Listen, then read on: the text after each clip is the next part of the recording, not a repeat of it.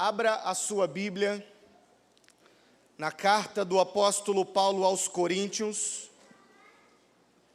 Novo Testamento.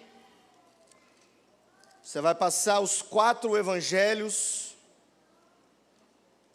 vai passar o livro histórico do Novo Testamento, vai passar Romanos e vai chegar na primeira carta de Paulo aos Coríntios, capítulo 2.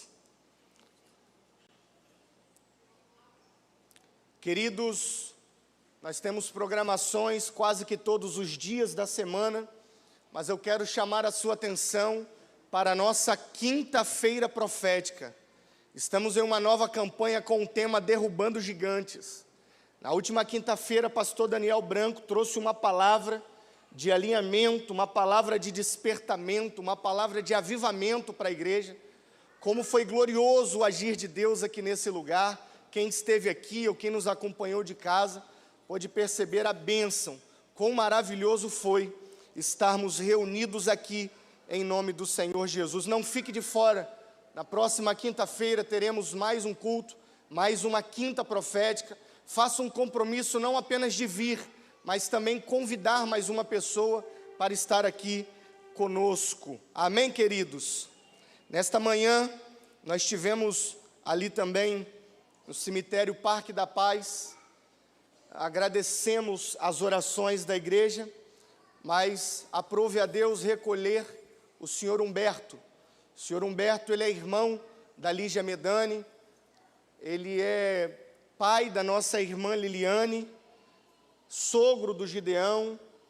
Então, muitos parentes são membros aqui da igreja.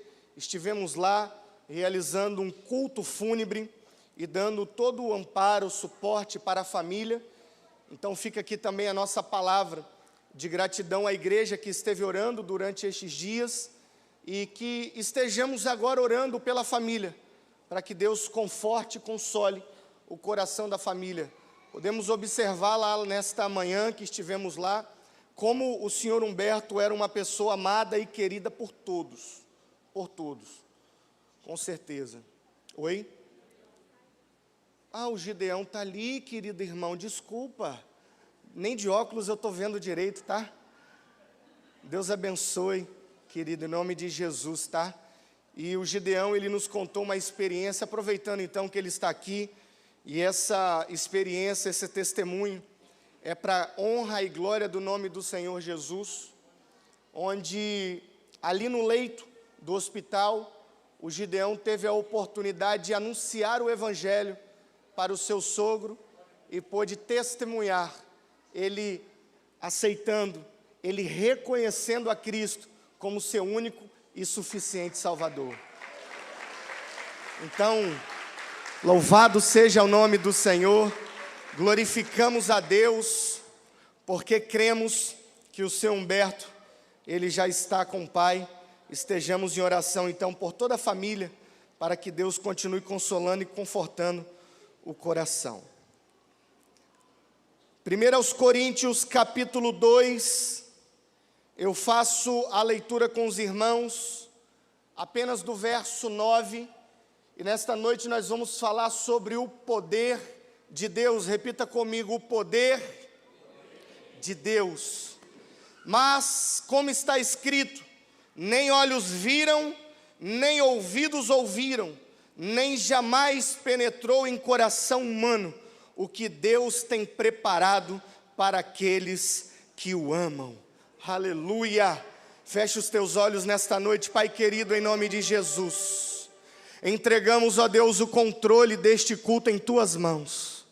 Mas pedimos, ó Pai, que o teu Espírito tenha total liberdade para agir em nosso meio. Senhor, em nome de Jesus, eu creio em novos tempos, eu creio em milagres, prodígios e maravilhas nesse lugar. Eu creio, Senhor, que espíritos malignos, atormentadores, baterão em retirada deste lugar nesta noite. Aqui não há lugar, aqui não há espaço para eles. Aqui só há lugar, aqui só há espaço para a manifestação do poder de Deus, para a manifestação da glória de Deus. Ah, Senhor, em nome de Jesus, eu não sei se este mover, se este renovo, ele vai começar da direita para a esquerda, da frente para trás, de trás para frente. Eu não sei se os primeiros a serem renovados serão aqueles que estão lá em cima na galeria, mas eu lhe peço, Senhor, nesta noite, rasgue o céu sobre este lugar, rasgue o céu sobre Betel nesta noite, Senhor. Inunda este lugar com o teu poder, inunda este lugar com a tua glória. Ah, Senhor, nós estamos convictos que só o teu poder, só a tua glória, só a manifestação do teu Espírito em nosso meio, para mudar o quadro, para mudar a história desta nação, para mudar os corações dos filhos. Ah, Senhor, em nome de Jesus, tenha toda a liberdade nesta noite para agir neste lugar. E a igreja que crê diz, e a igreja que deseja diz, e a igreja que anseia aplauda ao Senhor nesta noite, adorando, exaltando. Misture um grito de júbilo, um brado de vitória. Oh, aleluia, aleluia.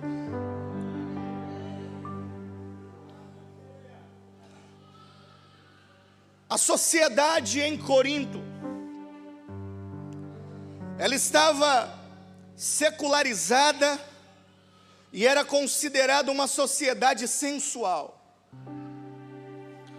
As preocupações daquele povo, o contexto do texto que nós lemos, da carta que nós estamos estudando, ele vai revelar que as preocupações daquele povo, elas giravam em torno dos prazeres, giravam em torno dos esportes, pastor. As preocupações daquele povo giravam em torno dos negócios. As preocupações giravam em torno das tendências à modernidade. O apóstolo Paulo passou 18 meses em Corinto, pregando o evangelho, anunciando o evangelho.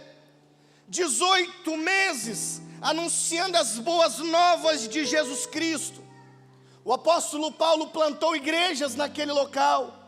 O apóstolo Paulo, ele gerou filhos espirituais em Corinto. O apóstolo Paulo pregava que Cristo era a essência do seu evangelho, e a sua mensagem não era outra, mas que cristocêntrica. Paulo anunciava a morte de Cristo, Paulo anunciava a ressurreição de Cristo, Paulo anunciava a ascensão de Cristo, e Paulo anunciava o senhorio de Cristo. A sua mensagem era única. Ele pregava o evangelho, ele pregava a vida, a morte, a ressurreição, a ascensão e todas as bênçãos destinadas por Deus para todos aqueles que gerassem fé e arrependimento em seus corações. Porém, Paulo enfrentou grandes desafios.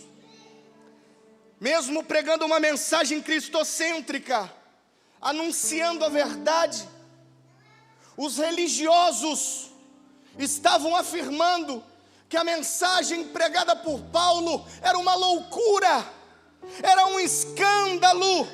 Ou seja, como pode um Cristo Salvador ser um servo sofredor, nascido em uma manjedoura, ter tido a sua formação em Nazaré, dentro de uma carpintaria? Isso é escândalo, afirmavam os religiosos.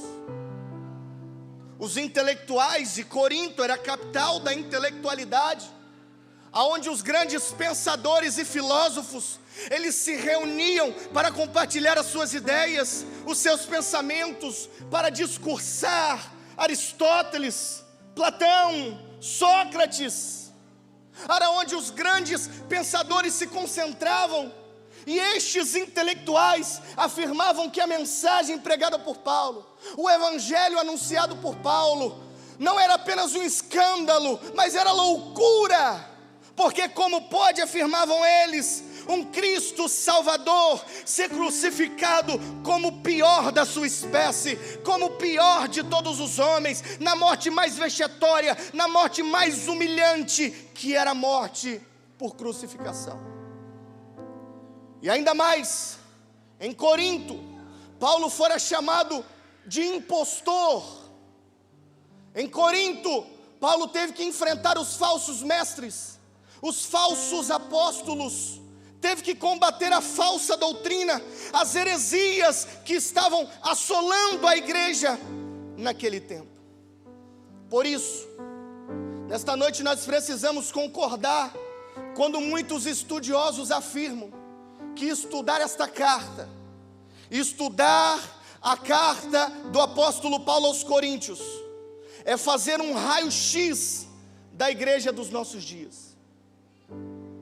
Estudar a primeira carta de Paulo aos Coríntios, meditar nesse texto, aplicar as nossas vidas a esse texto, ser confrontado por este evangelho, é fazer um raio-x da igreja do século 21, é fazer uma ultrassonografia, uma ressonância da igreja dos nossos tempos, da igreja que nós estamos vivendo. Porque, meus amados, eu quero compartilhar algumas experiências dos dias atuais. Estamos convivendo e talvez alguns não saibam dar nome a um tipo de evangelho que tem sido anunciado por aí. Porém, eu quero listar alguns, e vai ficar um pouco mais fácil de entendermos, se não estamos sendo tentados, se não estamos sendo motivados, ou até mesmo se alguns já não estão sendo levados por este falso evangelho, por estas falsas doutrinas. O primeiro evangelho que tem sido anunciado em alguns lugares é chamado um evangelho híbrido. O que é um evangelho híbrido, pastor Paulo? É um evangelho misturado com alguma coisa, é um evangelho misturado com a filosofia, e ele anda num estreito, num campo muito perigoso. Um evangelho híbrido é um evangelho misturado com sabedoria humana, onde as pessoas tendem a aplicar a razão, onde as pessoas querem abrir mão das experiências sobrenaturais, das experiências milagrosas, onde as pessoas querem abrir mão do poder de Deus, e elas têm sido confrontadas a serem levadas para viverem neste evangelho híbrido. E qual é o resultado deste evangelho híbrido? Ele resulta no liberalismo, onde a Bíblia, ela passa a ser questionada. Você tem visto ou ouvido falar isso por aí? Onde em alguns lugares a Bíblia é questionada, coloca-se dúvida nas Sagradas Escrituras, coloca-se em xeque a inerrância, coloca-se em xeque o fato da Bíblia ser infalível e imutável, porque prega-se um evangelho híbrido, um evangelho onde a filosofia influencia, um evangelho onde o saber humano ele tende a falar mais alto, um evangelho que abre mão do poder de Deus, da experiência de Deus, um evangelho híbrido, onde ele só abre espaço para uma certa classe social. Não diferente de religiões pagãs, onde somente algumas castas podem fazer parte, onde somente algum grupo, alguma etnia pode ter acesso. Assim muitas pessoas estão sendo confrontadas a serem levadas por este evangelho híbrido. Uma outra tendência é um evangelho pragmático, um evangelho místico e um evangelho sincrético, onde aqui nós precisamos separar alguns grupos religiosos. Temos, por exemplo, o grupo da teologia da libertação, onde os seus cultos são baseados em libertação, libertação e libertação. você liga a televisão, você tem acesso, você ouve no rádio. A motivação desse grupo é simplesmente expulsar espíritos malignos. Mas não apenas expulsarem, eles querem perguntar para estas entidades malignas qual o nome, qual o parentesco, qual o CPF, o RG, onde mora, onde reside, do que se alimenta. E eles passam a maior parte do tempo conversando com essas entidades e não ouvindo a palavra de Deus, e não tendo espaço para a pregação do Evangelho. Temos um outro grupo, ainda dentro desta categoria de evangelho pragmático, evangelho místico, evangelho sincrético. É o chamado a teologia da prosperidade, onde o foco é na arrecadação. Se você liga a TV, se você liga o rádio, se você visita um templo, o foco é única e simplesmente na arrecadação.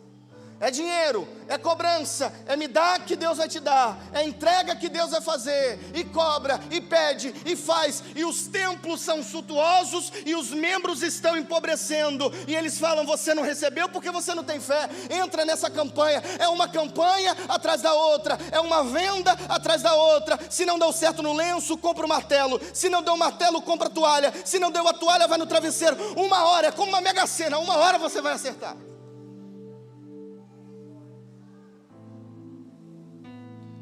É a teologia da prosperidade. O foco é na arrecadação. Outros, por sua vez, e essa é mais recente, é a chamada teologia inclusiva, onde nós estamos convivendo num tempo que não existe mais certo nem errado. Tudo agora passa a ser relativo. Não existe mais moral absoluta. Não existe mais um código de ética. Não existe mais uma defesa do verdadeiro evangelho. O evangelho se tornou um balcão de negócios, mercado da fé, onde igrejas passam a não terem membros, mas clientes. Os seus cultos, as suas programações, os seus eventos, elas são a gosto do cliente. Elas estão à procura única e simplesmente de satisfazer o gosto do cliente, a vontade do cliente. O cliente gosta de um ambiente assim, vamos transformar. O cliente gosta de uma canção assim, vamos adotar. O cliente gosta de determinadas práticas, vamos deixar. Assim, os cultos e as programações, elas vão atender ao gosto e às expectativas do seu público. E por último, nós temos um evangelho ideológico, onde se altera, se deturpa a essência do verdadeiro evangelho para meramente um conteúdo social. Redobre a sua atenção e ouça, porque já há quem diga que conversão nada mais é do que justiça social. Faça o bem e você alcançará a salvação. Pratique o bem e você alcançará a bênção de Deus.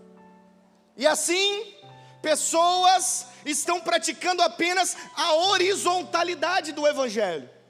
Porque a parte horizontal do evangelho nos diz a respeito, sim, de compartilhar o alimento, de visitar aos necessitados, de estender a mão, de abraçar, de acolher, de alimentar. Sim, a parte horizontal do evangelho nos diz a respeito disso. Agora, muitas pessoas, elas estão praticando apenas a parte horizontal do evangelho, doando alimentos, visitando orfanatos, asilos, mas se esquecendo plena e completamente da verticalidade do evangelho, do Cristo crucificado, do poder de Deus, que gera arrependimento, que gera quebrantamento, que gera fé, que gera conversão, que gera transformação, que gera salvação, que gera novo nascimento. Amados, nós precisamos chegar há um consenso.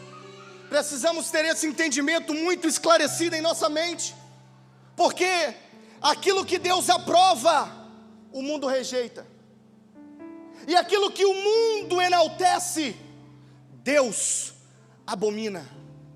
Deixa eu repetir para você: aquilo que Deus aprova, o mundo rejeita, e aquilo que o mundo enaltece, Deus abomina. É impossível agradar a dois senhores. É impossível prestar culto a duas entidades. Ou adoramos a Deus, ou servimos ao mundo.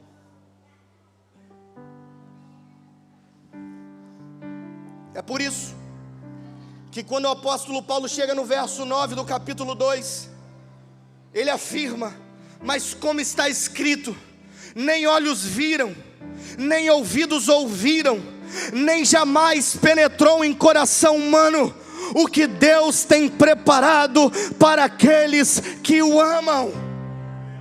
Sim, porque esse falso evangelho, esse evangelho raso, esse evangelho sem doutrina, esse evangelho sem poder, ele está no campo da visão, ele está no campo da audição, ele está no campo dos sentimentos. Mas Paulo está sugerindo um poder que os olhos não veem, que os ouvidos não ouvem, que o coração não sente. Ai, mas ele vem do alto, ele nos reveste, ele nos renova, ele nos restaura, ele nos restitui, ele nos eleva para Cristo. Aleluia! Sim, o que Paulo está dizendo é que aquilo que o homem não pode alcançar, ele é feito pelo poder de Deus, pelo poder de Deus, pelo poder de Deus. É dom de Deus, é obra de Cristo, é poder do Espírito Santo. O que Paulo estava fazendo aqui no capítulo 2, verso 9 de 1 Coríntios, era parafraseando com a oração do profeta Isaías, quando que em Isaías capítulo 64, verso 4, Isaías ora, e compare os versos para você ver. Isaías 64, 4: porque desde a antiguidade não se ouviu, nem com ouvido se percebeu, nem com olhos se viu, um Deus além de ti, que trabalha para aquele que nele espera. A grande realidade desse texto é que Isaías estava instaurado numa crise política. Isaías estava instaurado junto com a nação de Israel numa crise moral, uma crise absoluta. Exércitos estavam cercando e afrontando a nação, e o povo que deveria estar de joelhos buscando o poder de Deus, estava cuidando dos seus negócios, estava buscando satisfazer os prazeres, estava vivendo como se nada estivesse acontecendo. Isaías então, ele se volta a Deus e faz esta oração, porque ele queria enfrentar essa crise política, essa crise econômica, essa crise moral, essa crise espiritual, com os seus joelhos dobrados no chão. Isaías sabia que a resposta não poderia vir dele, Isaías sabia que a resposta não poderia vir do povo, mas Isaías tinha convicção que a resposta viria do alto, a resposta viria de Deus. Então aqui no capítulo 64, no verso 4, Isaías ora de forma intensa, Isaías ora com ousadia, Isaías ora pela manifestação da presença de Deus, Isaías ora pelo poder de Deus. Perceba que ele não pede a bênção, ele não pede um milagre, ele não pede prosperidade, nem saúde ou reconhecimento ele pede, ele deseja o poder de Deus, o poder de Deus, o poder de Deus, o poder de Deus. Eu vou dar mais um minuto para você dar um glória a Deus, um aleluia. Ele deseja o poder de Deus, o poder de Deus, o poder de Deus. Ele revela estar com saudade de Deus, ele revela desejar a glória de Deus, a manifestação do poder de Deus. E amados, talvez essa deva ser a nossa oração. Talvez essa deva ser a oração da igreja. Uma igreja que ora, desejando não apenas as bênçãos de Deus, desejando não apenas os milagres de Deus, desejando não apenas a intervenção de Deus, mas desejando a glória de Deus, o poder de Deus, a manifestação do Espírito de Deus, aleluia, porque quando os céus se movem, o inferno treme e as maravilhas acontecem na terra. Eu vou repetir, pois quando os céus se movem, o inferno treme, aleluia, e as maravilhas começam a acontecer no meio do povo de Deus, aleluia. Oh, calabasuri de calabás. Há quanto tempo que você não sente esse poder, meu irmão? Há quanto tempo que você não sente esse poder, minha irmã? Há quanto tempo que você não sente esse poder, Senhor? Este poder, Senhora, este poder, jovem. Há quanto tempo que você não sente esse poder? Um poder que age em nós e através de nós. Um poder que flui como rios de águas vivas do nosso interior. Há quanto tempo que você não sente esse poder? Poder que transborda o nosso coração de alegria, poder de um mover sobrenatural, poder de um sopro, de um derramar do Espírito, de uma tomada de consciência que Ele está nesse lugar, que Ele se manifesta nesse lugar, que Ele opera nesse lugar, que a nossa confiança está nele, que Ele é todo poderoso, aleluia. Há quanto tempo que você não sente esse poder, esta nuvem que repousa sobre este lugar, um peso de glória recaindo sobre as vidas, sobre as famílias, sobre os jovens, sobre os homens, sobre as mulheres, até as crianças receberão esse poder. Há quanto tempo você não sente esse poder? Poder onde todas as demais coisas passam a ser secundárias, poder onde nós perdemos a noção da hora. Um poder que se manifesta nesse lugar, onde expectativas são geradas, e a qualquer momento, pessoas podem ser tomadas pela glória de Deus. Milagres maravilhosos, prodígios sobrenaturais, podem começar a acontecer nesse lugar. E quem será o próximo? Quem será o próximo? Quem será o próximo? Curas, milagres, batismos, renovos. Sim, é o poder de Deus nesse lugar. Há quanto tempo que você não sente esse poder? Onde um se levanta e é tomado em línguas estranhas, tendo a necessidade, o Espírito levanta outra para interpretá-las. A igreja é tomada de um temor, a igreja é tomada de um tremor, a igreja aguarda, porque Deus está falando com o seu povo. É o poder de Deus manifestado nesse lugar, aleluia. E nesse mesmo tempo um recebe dons espirituais, o outro levanta a mão, começa a orar e libertação acontece, cura interior acontece, o outro se levanta, ele toca, enfermos são curados. Há quanto tempo que você não sente esse poder? Há quanto tempo? Há quanto tempo que o culto termina, mas as pessoas não conseguem ir para as suas casas? Elas param nas ruas, nas praças, nos terminais, nas estações, nas rodoviárias. Elas querem pregar o evangelho, elas querem anunciar os evangelhos. Não importa quem, não importa onde, é prostituta, é mendigo, todos recebem o dom do evangelho, da graça de Deus, do poder de Deus. E ali curas, milagres e o maior de todos os prodígios, a salvação acontece.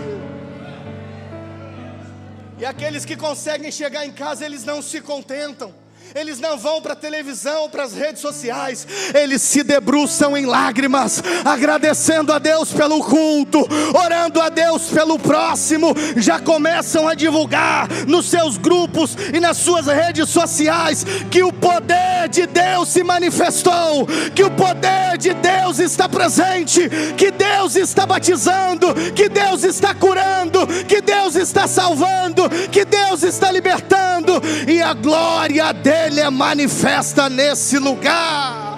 Aleluia, aleluia. Quanto tempo, meu querido irmão, você não sente esse poder? E chega o próximo culto, os crentes estão reunidos, os convidados estão presentes, e a glória de Deus se manifesta. Pessoas que entraram tristes começam a saltar de alegria. Você não estava entendendo porque aquela pessoa estava fechada, de braço cruzado, aleluia. Mas quando a glória desce, ela é curada, ela é tocada, ela libera perdão, ela pede perdão, ela se arrepende, ela se quebranta, ela é liberta da depressão, ela é liberta do medo, da angústia, do abandono, da solidão, porque há um peso de glória nesse lugar, há um peso de glória nesse lugar, há uma manifestação que renova, que restaura, que direciona, que impulsiona. Porque olhos não viram, nem ouvidos ouviram, nem jamais penetrou em coração humano o que Deus tem preparado para aqueles que o amam. Se você ama esse Deus, se você deseja esse poder, aleluia, eu lhe convido a se colocar sobre os seus pés. Nós vamos clamar por esse poder aqui nesta noite. Esse poder vai tomar Vila Velha, esse poder vai tomar o Espírito Santo, esse poder vai tomar o Brasil. Sim, eu creio que nós somos a geração do avivamento. Eu creio no mover de Deus, que vai mudar os corações, que vai transformar a nossa história, e nós nunca mais seremos o mesmo. Quem experimenta desse poder não olha para a direita, não olha para a esquerda. Quem experimenta desse poder não fica alienado. Quem experimenta desse poder não tem tempo de fazer mais nada a não ser clamar pela glória de Deus aqui, clamar pela glória de Deus lá fora. Ele vai para o trabalho clamando, ele vai para a faculdade clamando, e o mover de Deus alcança todos ao seu redor. Igreja Batista Betel, chegou a hora de clamarmos por esse poder. Aleluia.